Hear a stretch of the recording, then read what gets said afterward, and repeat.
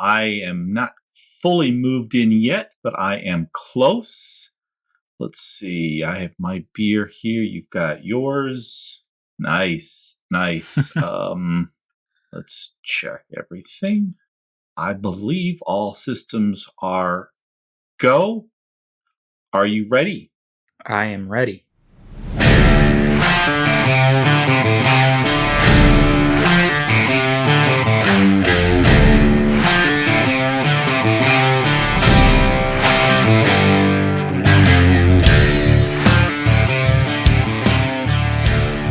Welcome to Hard Compound, an American take on Formula One. We've just finished watching the inaugural Saudi Arabia Grand Prix, and what it lacked in history, it made up for in drama, because that was quite a dramatic race with a dramatic finish, lots of incidents. So we have a content-rich episode for you. We are also going to talk about Sir Frank Williams. But first, son, what are you drinking? This week, I was looking for something that would kind of embody the desert theme of the last few races on the calendar here. Something that would kind of go well with the Red Sea right there, the Jeddah Corniche circuit.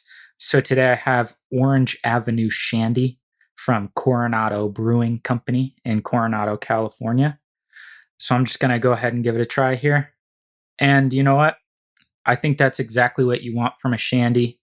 You get some nice sort of orange, juicy, citrusy flavors and a light but refreshing ale to go along with it. So definitely something that you can sip on during a warm, humid night in Saudi Arabia. Awesome. I'm here in the Motor City, and it is not shandy weather in Detroit. Maybe not ever, but certainly not in December. It's cold, it's gray, it's rainy. So I think an appropriate beer for this setting, if not for Saudi Arabia, is from the state of Michigan, Founders. I've got the All Day IPA. That's the kind of beer that'll put hair on your chest. So we're going to give this a shot. Actually, it started long before we started recording, and I can tell you it is a lot of hops. So if a lot of hops is your thing, this is a beer for you.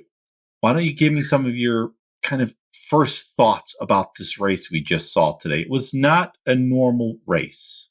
That it was not. It was definitely not normal. Crazy, chaotic, just insane all weekend. Even in F2, we had some unreal chaos crashes. Just a wild weekend at a new track. You know, this is a championship battle coming down to the wire, and neither Verstappen or Hamilton nor Red Bull or Mercedes want to give an inch. They're both scrapping for that championship. And you know, there was just so much craziness. It was so hectic. There were a lot of weird decisions, I felt like, that the stewards and that the FIA made this weekend. And, you know, ultimately, even after such a hectic and crazy race, we got a podium that we're very used to. Yeah. That we did. We didn't get there in the way we typically do. But the Hamilton Verstappen Bottas podium, I believe, is the most common of all. And we did get that once again. It was just kind of a little craziness to get there. I first, though, wanted to, before we sort of do a deep dive into what we thought of each of the drivers and the race itself, a few words on Frank Williams, a legend of the sport. Our thoughts go out to his family. I tell you, I think the world needs more Frank Williams. America needs more Frank Williams. England needs more Frank Williams. FIA needs more Frank Williams. The dude put together a championship Formula One team on talent and hustle and grittiness and kept that thing going for 50 years. Multiple championship winners, great cars, great drivers. I'm not sure Formula One is even set up anymore for a new Frank Williams to come along, if that were possible.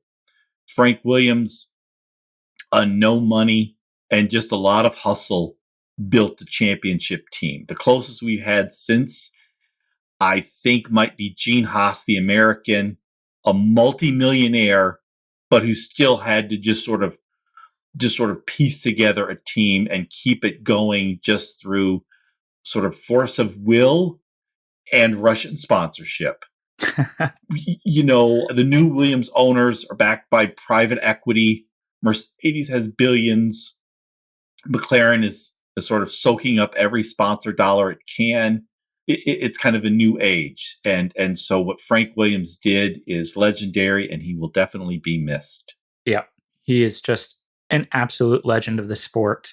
To still see that team represented as Williams is awesome to see. I'm happy that that's staying the same.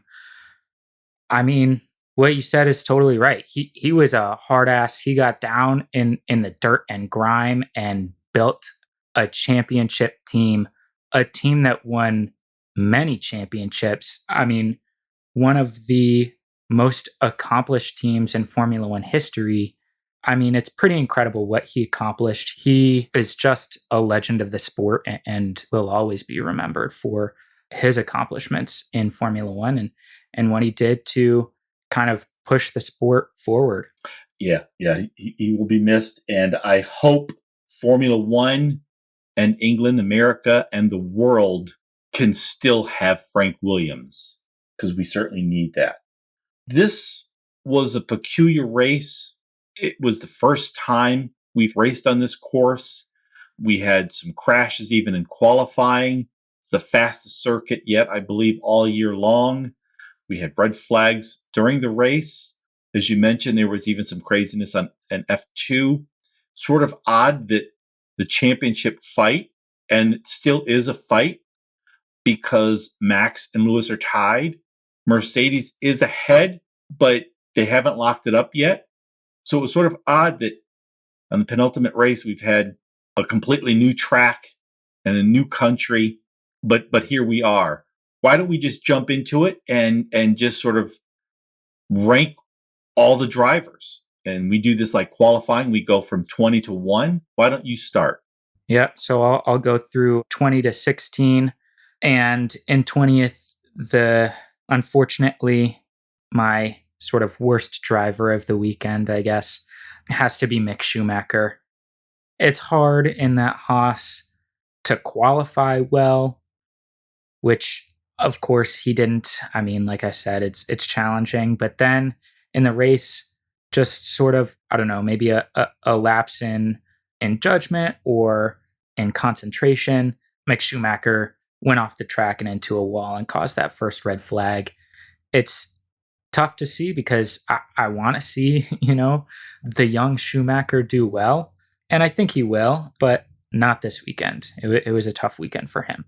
It was, and in fact, he's my 20th as well. It was not a good weekend for Mick Schumacher or Haas. Yeah. All right. Well, then moving along down to my 19th, I actually have Seb Vettel, Aston, another team that did not perform well this weekend, struggled in qualifying, struggled for pace in the race, and got involved in sort of multiple collisions, at least one of which I felt was entirely his fault. Just had a tough weekend for him as well. Then I have Russell in 18. Tough weekend for him. He has struggled, it seems like, the latter half of the season, and especially in these last several weeks. This weekend, no different. Just struggled for pace all weekend and ultimately ended up retiring from the race. And then I have two guys who typically are a lot better. This weekend were not very good. I have Perez and then Alonso in 17 and 16. Wow. I don't think either one of them helped their teammates very much at all. They ended the race either, well, in Perez's case, out of the race, which I felt, again, was his fault. And then Alonso, just so far back from his teammate, just really struggled, it seemed like, most of the weekend. So those guys are in my bottom five. Yeah, my bottom five is similar. It was odd, seeing Ocon do so well and Alonso struggle. But, I think sometimes things happen in a race that's hard to overcome. I thought on this track, Alonso would do much better than he did, but I don't have him in my bottom 5. Starting at 20, for the same reasons you mentioned, Mick Schumacher. It was just Friday through Sunday, not a good race weekend for him. Once again, not a good race weekend for Haas. They say they're putting all their money and focus into next year's car. I have my doubts it will do better than, in 17th, 18th place week in, week out. I hope I'm wrong. I want the American team to succeed, but this week was another example of them sort of just not getting it done. I then have Russell, again with you, not a good week. Ever since he was named the next year's Mercedes driver, he has not sort of performed at his peak. I'm not exactly sure why, but he was a non-entity this week, and that's unusual. He's too good a driver for that to ever happen. Then I have Nikita Mazepin. I joked before that I want to start a new contest where it's who does Mazepin take out this week? This week, it was mostly himself once again. Again, he's driving in a poor car, but he's not doing anything to sort of, I think, get more out of it than we should expect. I then have Perez. Very disappointing weekend. Red Bull absolutely needed Perez. If not get on the podium, get close. If not win, help Max win. I know there were circumstances beyond his control, but Perez sitting on the sideline when you're battling for a constructors championship and your teammates battling for the drivers championship, that is very bad. And the only reason I don't have him as 20th is because I think it wasn't entirely his fault, but that's not a good spot to be in. And then my 16th, I got Yuki. Everyone likes Yuki, but once again, his teammate Pierre Gasly easily outclassed him. This was a track Yuki said he liked, but he was essentially a non-entity. And even though I think Gasly's proving himself to be one of the top drivers, Yuki needs to at least be in range of Pierre, and he was not at all once again. Okay, what is your 15 through 11, your next round? 15 through 11. I think we try to do our best to sort of rate these drivers on the weekend as a whole. So I have Mazepin at 15. Obviously didn't have good qualifying, didn't start out the race too well, and gave Russell that big shunt, which is, I think that was tough for Mazepin to avoid. So I don't really mark him down too much on that. But I have him up at 15 because he avoided that catastrophic sort of crash with Hamilton in practice. And, I think looking at that could have been really, really harmful, both sort of physically to the drivers and then also in Hamilton's sort of fight for the championship. So I think good on Mazepin for being able to avoid that situation. Yeah, what was Hamilton thinking there? Yeah, I don't know what was going on in that situation. Hamilton seemed to get sort of delayed messages from his team most of the weekend, which maybe put him off a little bit. But, we can get into this a little bit later. But for me, Hamilton, I thought was made quite a few uncharacteristic errors this weekend that could have led to potentially really dangerous situations. Yeah, it was. And, there's that odd sort of ET relationship. Whenever they show Lewis Hamilton, they then do a quick cut, Sky Sports does, to the blonde female trainer. And when he was having all these issues in practice, I was like, well, is she not there? There's clearly some broken connection. What's going on with Lewis, who's usually very focused? Yeah. I don't know. It was kind of a strange weekend as a whole, as we've kind of mentioned. And I think Hamilton definitely got caught up in some of that weirdness. But moving on, at 14, I have Kimi Räikkönen. I thought he struggled this weekend. His teammate, for one of the first times this season, really outclassed him. And, I don't think it was a great weekend for Räikkönen at all. Then I have Stroll at 13. He did significantly better than Vettel. It seemed like Aston really struggled.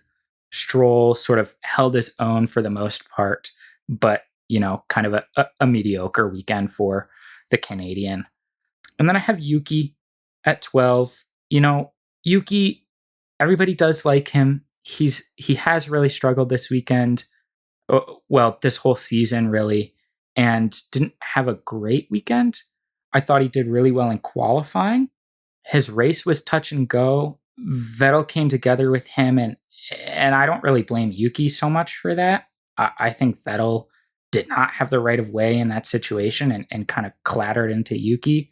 And for some reason, Yuki ended up getting the penalty for that, which I thought was strange.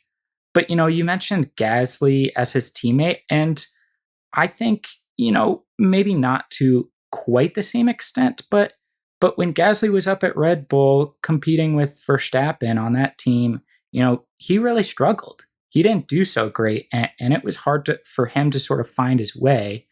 And, fast forward a couple seasons, and he's, like you said, one of the top drivers on the grid. So, maybe Yuki is just struggling a little bit with that dynamic, trying to sort of find his footing. But, I think we touched on this before. He's really going to need to step it up next season if he wants to keep his spot in F1.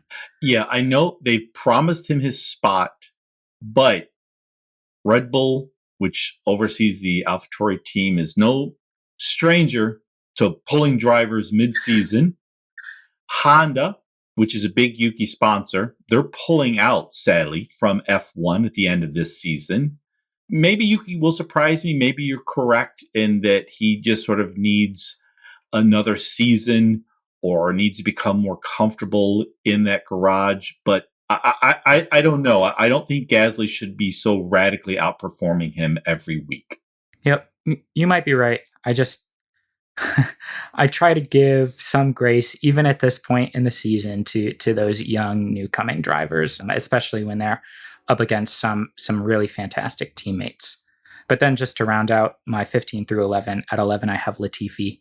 He significantly outperformed George Russell this weekend, which we don't say very often, but he had a pretty solid weekend. He did. I mean, I think there's maybe only been a couple weekends in the 2-3 years they've been teammates where Yeah. Latifi's outshone Russell. And this was one. It was overall bad weekend for Russell, but Latifi was fine. Nothing great, but okay. So my 15 through 11. 15, I have Vettel.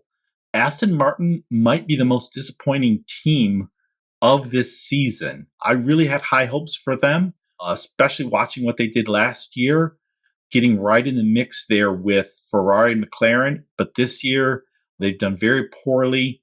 Vettel, who I sort of thought might have found his way again, seems to be reverting back into his bad habits that he's had the past few years with, for example, with Ferrari, where I think he's just sort of collecting a paycheck.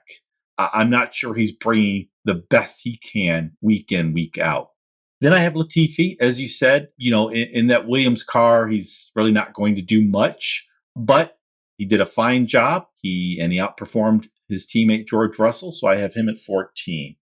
Then I have Alonso. I thought he did better than you did, but when you see Alonso's teammate doing so much better, that's a surprise. That is very rare. But in fact, all weekend long, and especially in the race, Ocon outperformed Alonso. Alonso was pretty much a non-factor in this race. Not that I expected much from Alpine, but Ocon proved me wrong. So I've got Alonso at 13. Then I have Kimi Räikkönen. The Alfa Romeo car just it's just it's better than Williams is sort of the best you could say about it. And this is Kimi's second to last race. I'm not sure he's bringing his very best. They've already sort of had the going away party for him. He was sort of a non-factor for the most part. But I have him at number 12. And 11, Lance Stroll. Lance has struggled throughout the year. He's struggled the last couple months, almost without trying. Vettel seems to have easily outraced him throughout the season, but not this week. This week, I thought Lance Stroll did his best. He stayed focused, and he got as much as I think Lance Stroll is going to get out of this year's Aston Martin. So he's my 11th. Now, we're getting into the mix here. 10 through 6. I'll go because I've got a controversial number 10. All right. Max Verstappen. Oh, wow. So Max came in Oh, second, my goodness. but we look at the whole weekend. He had to crash in practice trying to get the most out of the car.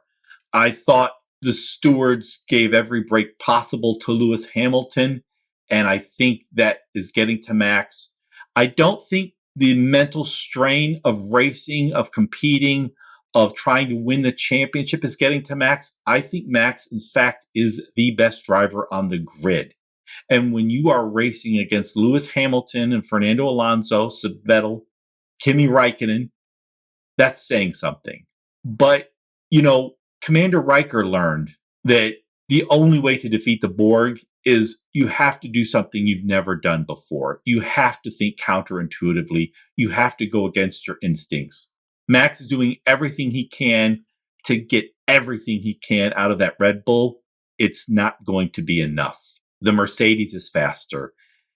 Even as we watched this and there was the controversy about Max giving up first place, but sort of putting his elbows out and confusing Hamilton.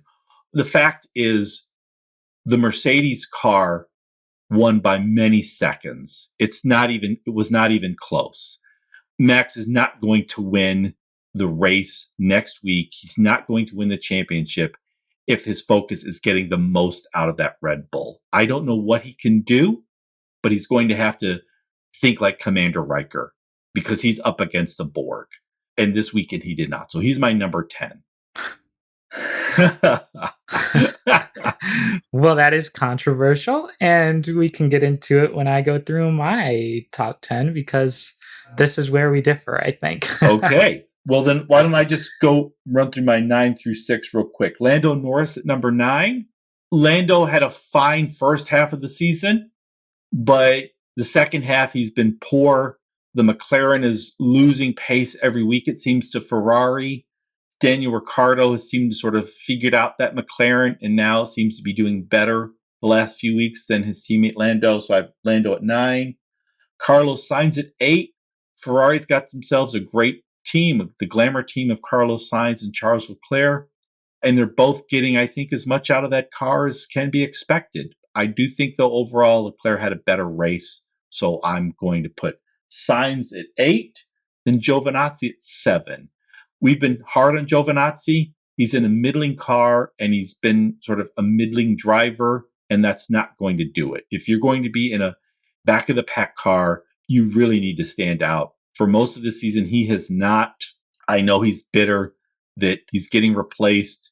I know he thinks he deserves to still have that spot, that the only reason he's being replaced is because the Chinese driver Zhu is bringing more sponsor money and more fans. But, F1's not fair. And Giovinazzi just has not sort of excelled. He's done fine. But this weekend, he easily outperformed his teammate. So I have him at 7. And then at 6 is Charles Leclerc. Overall, a good race. Ferrari, I think, is pulled ahead of McLaren. And he and his teammate Carlos are getting as much out of that car as possible. Yep. Nice. Yeah. So here we go. Well, number 10 for me is Lando Norris. Similar reasons to you. I think early on in the season was definitely a top 3 or 4 driver. He was really, really good. That McLaren looked incredible. Has sort of fallen away a little bit in the latter part of the season, and I think has now given up that championship position to Leclerc and Sainz after this weekend. So I have him at 10. But now here is, I think, where we significantly differ. At number 9, controversially, I suppose, I have Lewis Hamilton. Wow. Looking at the weekend as a whole, like I said, he made some uncharacteristic errors throughout the whole weekend. I felt he was graced with just, I don't know, complete immunity by the stewards this weekend. For whatever reason, did not get a 5-place grid drop like Max did for the double waved yellows. I'm not understanding what the difference is there, but Hamilton gets away with it. Almost causes just a devastating collision with Mazepin and just sort of walks away from that and says, "Oh, good job, Mazepin, for avoiding my dumbass in the middle of the road," right? Like, I don't know, just ridiculous there. Then you get into the race, and he just sort of scampers off from pole, which is normal. The red flags come out, and he whines about everything, even though, you have most of the race left to catch a guy that you are clearly faster than. And then, I mean, you were saying Max is getting his elbows out, but I think Hamilton did just the same. Basically, ran into Max for seemingly no reason. And rather than getting penalized for causing that collision because he ran directly into Verstappen, Yep. Verstappen then gets the penalty, which I don't understand. So Hamilton is getting away scot-free after doing a lot of very dangerous things. He seemed totally out of his element and not very focused throughout the whole weekend and somehow ended up in first place. And I think that's can be attributed one to how unbelievably fast that Mercedes is, and two, the stewards going extremely lightly on Hamilton. Whereas I think anybody else that does the same things that he does this weekend gets nowhere near the podium. Yeah, I think if you look at some of these steward decisions independently, you can justify them. But when you look at them over the course of the weekend, I think two things stand out. Is one is it's shocking how good that Mercedes car is, because Lewis, you're right, this wasn't his best driving, certainly by far. But also, if you flip a coin, it comes up heads, fine. If you flip it a second time, it comes up heads, okay. 3, 4 times, you start to wonder. And so I do hear what you're saying, because I think some of these decisions the stewards made, if you look at them independently, they can be justified. In total, it's hard. I think here in the US, we had in basketball what was called the Jordan rules. It started out being, how do we defend this guy? But really, the term took on a life of its own, because it became clear that the refs were not just letting him slide on penalties, they seemed to be giving him extra special treatment, and the league as well. It benefited the league, but it probably wasn't what they should have done.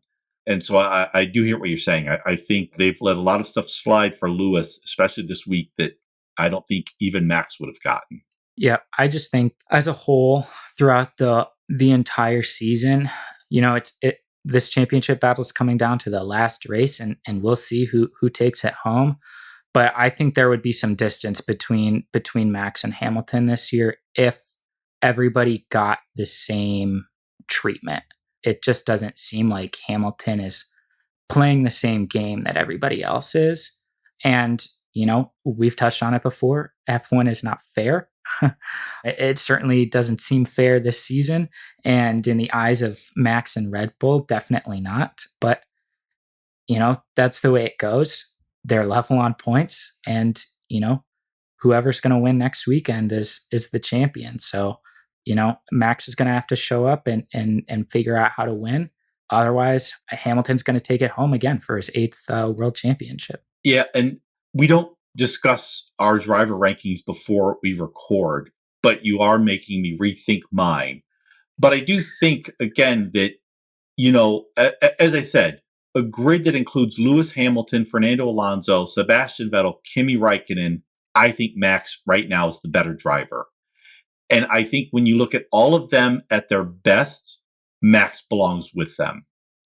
But as I said, I don't think it's the pressure getting to him. I think he's focused now on, okay, I have to get the most out of myself and the most out of my car.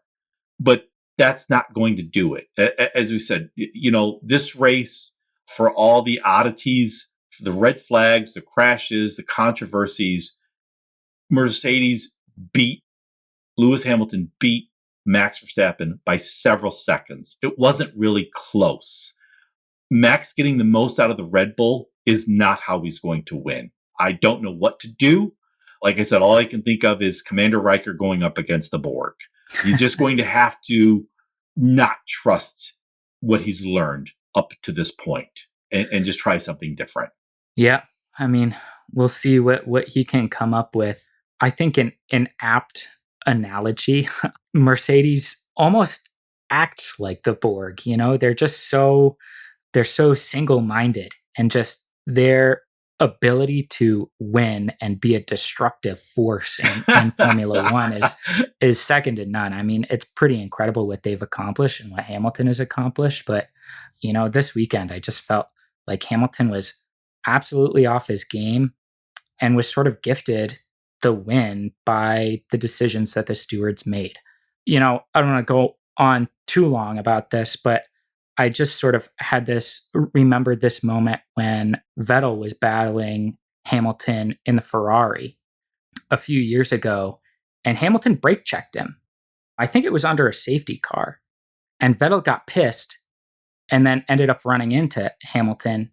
And if I recall correctly, Hamilton didn't get anything for that. Vettel got a penalty.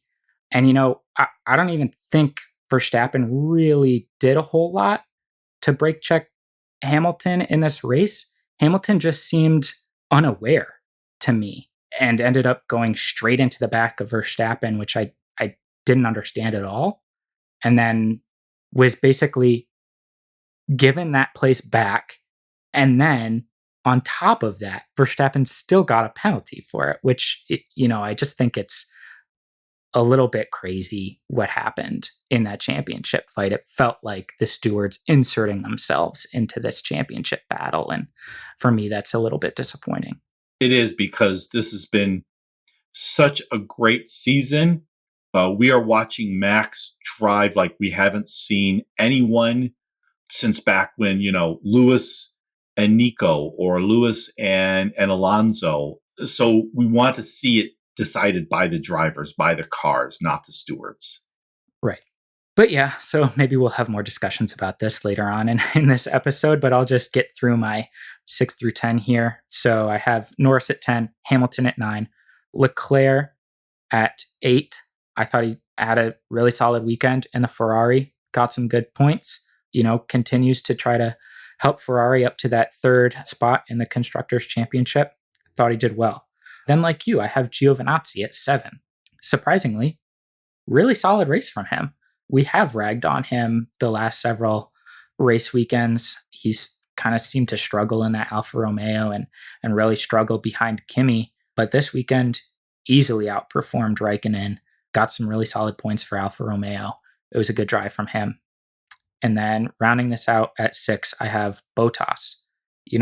I guess mostly did his job this weekend, but his job, in my opinion, is not challenging.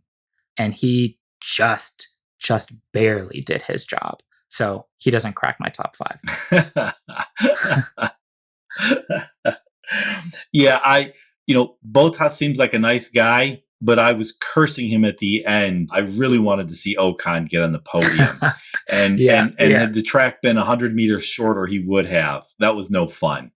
So my 5 through number 1, and you've made me rethink these, but I'm going with what I originally wrote down here. Number 5 is Ricciardo. I think Daniel Ricciardo took a long time, but I think he's figured out how to get the most out of that McLaren. He seems to be having fun once again, and I thought he had a solid race. Then number 4, Pierre Gasly. Week in, week out, Pierre takes the Alpha Tauri, essentially the Red Bull B team still, and is always there in the mix. He's not just simply outperforming his teammate Yuki. He's outperforming, I think, most other drivers. I think if we were going to do this for the season, he'd be in my top 5. And so another solid race from Gasly. Number 3, I have Ocon.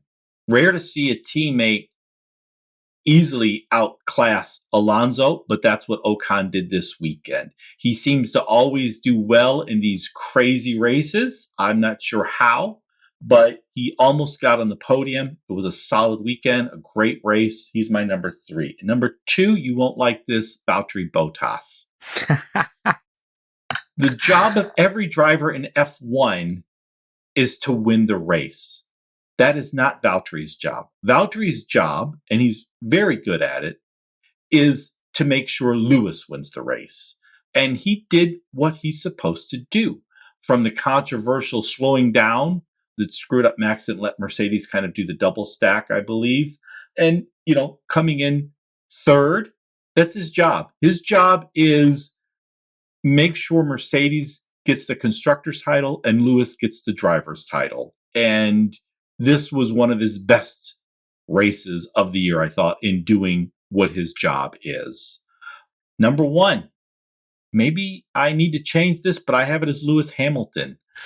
He has the fastest car. As I said, he beat Max Verstappen by several seconds. In the end, it really wasn't even close. And I agree with what you're saying about how he had poor focus all weekend. He screwed over other drivers. This wasn't his best race. He seemed to be out of it at times. But, Valtteri also has that Mercedes and did not come in first. Week in, week out, Lewis Hamilton takes the best car and he comes in first place. Maybe we should ask more of him because he's one of the great drivers of all time. I'd like to see what Lewis Hamilton will do in a car that's not the fastest car. But right now he's doing everything that's asked of him. And he's now put himself back into the mix. He's now tied with Verstappen. It's coming down to the last race. Mercedes, as we've seen in the last few weeks, has the best car. So he could very well get his 8th championship. So Lewis Hamilton, my number 1 driver for this weekend. Yeah, well, obviously we disagree on that point. Hamilton is one of the great drivers of all time in Formula One. You could make the case that he is the greatest of all time. And this weekend, I felt like he was absolutely off of his game and gifted that win. I mean, he did get the win. He got pole position in qualifying. I mean, you look at it and just the results and you say, okay, yeah, that's normal. What you saw from him, though, not normal Lewis Hamilton. So that's why I had him far down. As I said, we don't discuss these driver rankings before we start recording. You might be right. I mean, he came in first. He's now likely to win his 8th championship. So I put him in number 1. But it's pretty shocking when you look at the totality of the weekend, how unfocused and how many mistakes he made. I think it's sort of a testament to the Mercedes car and the team that he won actually rather easily. So we'll see. Maybe that's sort of hope for Max. I think, in fact, the pressure is getting to Lewis far more than Max Verstappen. The issue with Max is the Red Bull simply isn't there with the Mercedes. And I think the pressure is getting to Lewis much more than I think people are letting on or discussing. But he's Lewis Hamilton and he has the best car. So yeah, I totally agree with you there. You think of maybe a championship boxing match, going down to the 10th round or what have you, and going down to the decision. But even though he might win the championship, I think Hamilton is going to be far more mentally and physically exhausted than Max Verstappen will be. And I think that is a huge testament to the talent and the determination that Max Verstappen has shown this season. He has easily been my best driver of the season. I think it will be a shame if he doesn't win the Drivers' Championship since he's been just so unbelievably good. But I have no doubt in my mind that he will win a championship at some point in his F1 career, whether it's this year or another year. Yeah, I agree there because I just think what we're seeing from him is he's among now, I think, the great drivers we can say, at least the talent that he's shown this year. And I think it's apt that you say it's like a boxing match. I'm thinking of Apollo Creed versus Rocky. our hearts wanted Rocky to win after Apollo won. He said Rocky got lucky. And I think, Rocky's line was, hey, man, do I look lucky? I think you're right. I think Max is going to finish the season and just head off and have some fun. Lewis, I think, is physically and mentally drained, and we're really seeing it. And we saw it this weekend. He won the race, but he's not proving to be the best driver this year. Yeah. Yeah. So, with that said, I guess I'll get on with my top 5 guys here. I think we have some similar names here, a little bit of controversy with that Verstappen and Hamilton, difference between us. But I have Gasly at 5. I mean, consistently been well into the points. He has just been a great driver this season. Did it again this weekend. That AlphaTauri is, maybe the 6th best car, and he is always up there with the McLarens, with the Ferraris, always sort of pushing them. And I think because he's usually sort of in no man's land, because he's between those guys in the middle of the pack and then the guys way up at the front who obviously have better cars and are going to drive away from him, he doesn't get noticed all that much. But what he's accomplished this season has been pretty amazing. And I'm with you. He's definitely in my top 5 drivers of this season. Yeah. Yeah. Then I have Carlos Sainz. I'm looking at this and I had Leclerc, I think, at 8 and now Sainz at 4. I think those drivers can definitely be a lot closer in my rankings. They were once again, finished right behind each other, got good points for Ferrari. I think if Ferrari can put together a really solid car next season with those 2 drivers, they can fight for a constructor's title. That's a really, really solid team, I think. And both of those drivers seem to get just about as much out of that car as they possibly can every weekend. You're right. And I think next year they're planning on 23 races. Those 2 drivers, I think with that car over the course of the season, I think you're right. I think they actually could have a Ferrari's constructor championship. I hadn't thought of that, but I think that's a great point. I don't think the Ferrari will be able by next year to compete with Mercedes and Red Bull to have a driver championship. But I think, constructors is definitely possible. Yeah, they've definitely put together a good team there for Ferrari. 2 really solid young drivers. I'm definitely looking forward to what that team can do in the future. So then my top 3 here on my podium for drivers of the day, I have Ricciardo. You had him up there too. He was really solid this weekend. He's been pretty hot and cold this year with McLaren. This weekend, he was definitely hot. He had a really solid performance, definitely outperformed Lando. And, I think it's always fun to see Daniel Ricciardo doing well. He's so amicable and sort of amiable. It's fun to watch him do well. The whole world loves Australians. Yeah. Yeah. So, an Australian doing well in F1, that's always fun to see. Mark Webber did it for a long time. So it's nice to see Ricciardo doing it with the McLaren team. Then I have Ocon. Great race from Ocon. Like you said, when there's chaos, Ocon seems to thrive. The dude just gets up into the podium positions. And man, it was so disappointing to see him lose out that podium position to Bottas with like 100 meters left on the race. How just heartbreaking is that for him, trying to get that second podium on the season? But really an awesome race from him. He held off Bottas for a long time. Just a really, really solid race from Ocon in that Alpine. And then at number 1, very much unlike you, I have Max Verstappen. I thought he was great.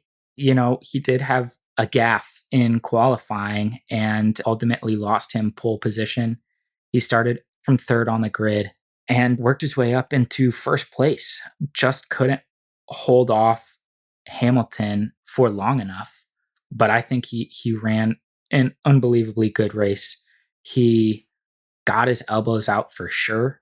But I think for the most part, he did it pretty legally. We've seen these kinds of fights between Hamilton and Verstappen the whole season, and it seems like Verstappen always gets the short end of the stick. And I don't necessarily always agree with that. And I think in this instance, the stewards came down really hard on Verstappen, and I wasn't sure why. Originally when he tried to go around Hamilton and around the outside during that restart and obviously went off the track and came back on, naturally he absolutely should have given that spot back, which they did. I thought everything after that, Max was pretty entitled to. I think it was sort of a 50-50 between him and Hamilton most of the time. And they always said Max was at fault here, which I didn't quite agree with. Hamilton then ran into him, and Verstappen got a penalty for that. Ultimately came in second place behind a far, far, far superior Mercedes car. Yeah, I thought Verstappen was being a little dickish there when he was informed he had to give the place back to Lewis, and he slowed down. I think he could have given more room and made it more obvious. I think he was just a little angry, but I also think he wanted to make sure, sort of let his displeasure be known and be seen. And it's like, fine, Lewis, you can take the spot because I'm being told I have to give it to you. But touching on what you said earlier, Lewis Hamilton just seemed to be unfocused and not sure what was going on. And I think he sort of hesitated. And I think Max at that point said, look, I'm not going to just stop my car. And so I sort of agree with you that I think the stewards penalizing Max there when it was, I just thought it was unwarranted. I think Max was not happy with having to give the spot up, but Lewis could have gone around him. It's like, there, take the spot. And Lewis and his team aren't communicating, and they don't seem to know what's going on. And so Max is like, well, screw you. But you're right. I mean, even with all of that and hitting him, Hamilton still won by several seconds. Yeah, I think Max just sort of backed off and nursed the car home after Hamilton got past him that final time. It seemed fairly obvious that he just kind of let him go because he knew he probably wouldn't be able to catch him for that spot and didn't want to have anything crazy like what happened in qualifying happen again. So he just kind of brought the car back home in second place and lived to fight another day. I thought he drove exceptionally well. He fought Hamilton tooth and nail pretty much the whole race as long as he could, but just couldn't quite pull it off. And I think that's just because the Mercedes is better.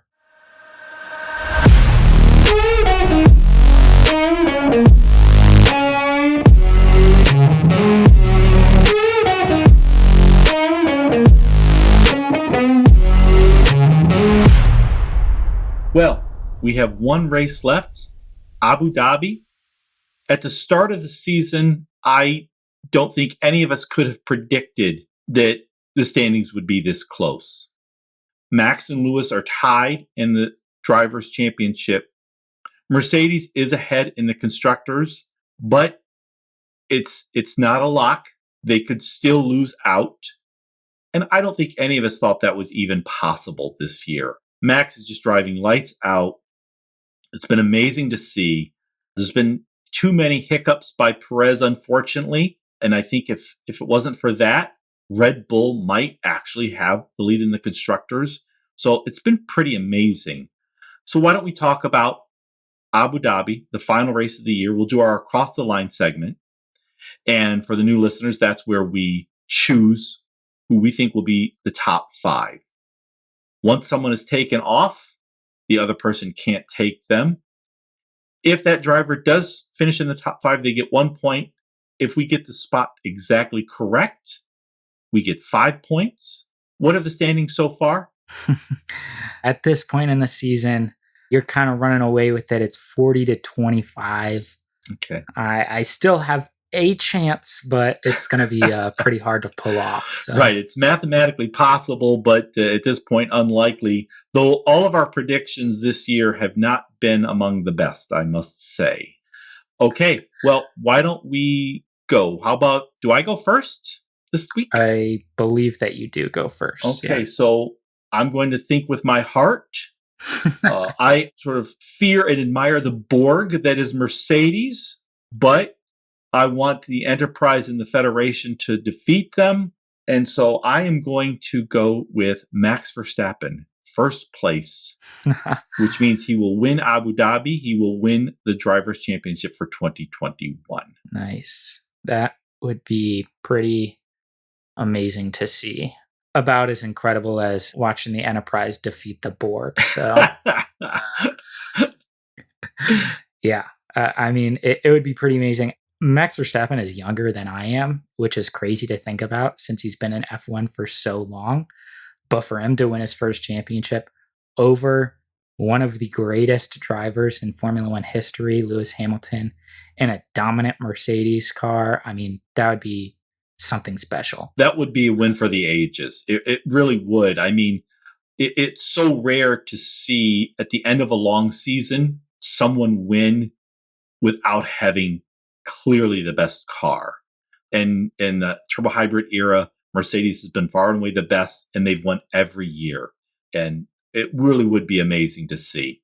So, okay. Yeah. So I get picks. My picks 1 and 2. I guess I have to go with the Borg then.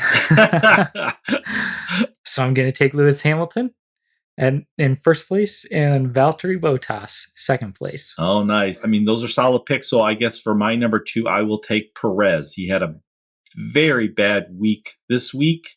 I hope he can turn things around. So that would be Red Bull with Max number 1, Red Bull with Perez number 2. So I guess for my third pick, let's keep it in the Red Bull family. I'm going to go with Pierre Gasly AlphaTauri. Nice. Yeah, it'd be good for him to get on the podium. It would be cool. Another Frenchman getting on there at the end of the season. Let's see. My 3 and 4. That's tough. You know, he had a good week this week. He was on my driver ranking podium. I'm going to take Daniel Ricciardo. Nice. Be nice to see Daniel Ricciardo and McLaren finish up there at the final race. Yeah, I mean, McLaren's been, great turnaround under Zach Brown. I hope they keep it going next season. They faltered a little bit here at the end of the season and kind of given that spot in the Constructors' Championship to Ferrari, who have been just really consistent all season. But it would be nice to see McLaren kind of finish out the season on a high. So with that said, my 4th place is going to be Lando Norris. Nice. So you've got McLaren 3 and 4. Well, I go with 4 and 5, and so I'm going to go with the rational picks then of who remains, and that would be Ferrari. But I'm going to go with Carlos Sainz, number 4, for no reason. It could come down to either one, but I think I'll go with Carlos Sainz, number 4, because I think, this is his first year there, and he's sort of proven the equal of Charles Leclerc, and so good for him. And then for my number 5, I will stick with Ferrari and go with Charles Leclerc. So 1, I have Max Verstappen. 2, Checo Perez. 3, Pierre Gasly. 4, Carlos Sainz. And 5, Charles Leclerc. Nice. Yeah, solid top 5. I guess my final pick. Ooh, that's a tough one, but I think, I'm going to have to say he gets another top 5 finish. Take a guy who was just short of the podium this weekend in Esteban Ocon. Nice. I'd like to see Esteban get on the podium, do well. He's one of those few drivers where it was kind of tough circumstances growing up. His parents really had to sacrifice to get him into racing. So this is great to see. Any crazy predictions for the final race of the season? That's a good question. I don't know if I have too many crazy predictions. I have a Netflix screenplay that I can share. It's pretty wild, and I think they would eat it up. So my screenplay here, it goes like this. Max Verstappen and Red Bull are going to have reliability issues in the last race of the season. He will have to retire from the race, but in a crazy, just necessary, throw everything at the wall and see what sticks, the Red Bull team are going to employ their sister team, and Pierre Gasly and Yuki Tsunoda are going to team up to take out Lewis Hamilton. So both Verstappen and Hamilton, the championship rivals, will be taken out of the race. They will not finish the race. They will finish the season level on points, but Verstappen will win the championship due to the tiebreaker most wins on the season. That sounds like one of those convoluted new Star Wars plots. So,